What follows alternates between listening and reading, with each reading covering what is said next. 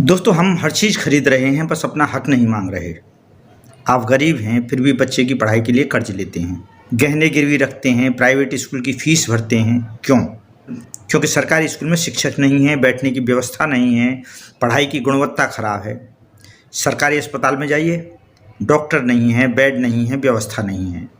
तो आप क्या करते हैं? कर्ज लेते हैं, गहने बेचते हैं और प्राइवेट अस्पताल में इलाज कराते हैं। इलाज खत्म हो जाता है, लेकिन कर्ज कई सालों तक खत्म नहीं होता। पानी गंदा है, आप आरओ खरीद लेते हैं। सरकारी परिवहन खराब है, आप लोन लेकर बाइक या कार खरीद लेते हैं। अपने जायज़ काम के लिए दफ्तर में जाते हैं, काम नहीं होता तो रिश्वत देते हैं, और रिश्वत देकर भी कहते हैं जी सर, यस सर। लेकिन एक मिनट रुकिए, सवाल है सरकार हमसे टैक्स किस बात का लेती है? हमारी कमाई पर टैक्स, खरीदारी पर टैक्स, पेट्रोल पर टैक्स, बिजली पर टैक्स। हम हर तरफ टैक्स देते हैं, तो बदले में क्या मिलता है? गंदा पानी, खराब स्कूल, बदहाल अस्पताल, यहाँ तक कि गंदी हवा, टूटी सड़कें, जाम नालियाँ। और हम क्या करते हैं? हम हर समस्या का अपना निजी विकल्प खोज लेते हैं। हमने व्यवस्था बदलने के बजाय अपनी जेब से उसका विकल्प खरीदना शुरू कर दिया, और यही हमारी सबसे बड़ी गलती है। हम अपने बच्चों को फीस भरने के लिए तो लड़ते हैं, लेकिन सरकारी स्कूल में शिक्षक की मांग करने के लिए सड़कों पर नहीं जाते। हम प्राइवेट अस्पताल का बिल भरने के लिए गहने बेच देते हैं, लेकिन सरकारी अस्पताल में डॉक्टर की मांग नहीं करते। हमने सवाल पूछना छोड़ दिया, विरोध करना छोड़ दिया, अपना अधिकार मांगना छोड़ दिया।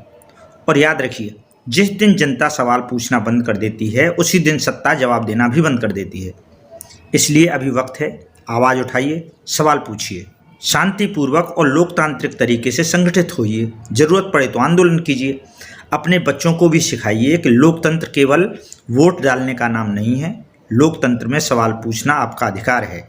उनसे कहिए कि वे हमारे मालिक नहीं हैं, वे जनता के प्रतिनिधि हैं। उनसे पूछिए, मेरे टैक्स का पैसा कहाँ है? मेरे बच्चे के स्कूल में शिक्षक क्यों नहीं आते? मेरे अस्पताल में डॉक्टर क्यों नहीं हैं? मेरे इलाके में साफ पानी क्यों नहीं है? मेरी सड़कें टूटी हुई क्यों हैं? और एक बात हमेशा याद रखिए, हक भीख नहीं होता, हक मांगा नहीं जाता, हक के लिए लोकतांत्रिक तरीके से संगठित होकर खड़ा हुआ जाता है। और अगर आज आप चुप रहो तो कल आपका बच्चा भी वही कर्ज, वही खराब व्यवस्था और वही मजदूरी विरासत में पाएगा। उठिए, जागिए, सवाल पूछिए, क्योंकि लोकतंत्र में सबसे खतरनाक नागरिक वह नहीं है जो सवाल पूछता है, सबसे खतरनाक वह नागरिक है जो सब कुछ देखकर भी चुप रहता है। इसलिए सवाल पूछिए। नमस्कार।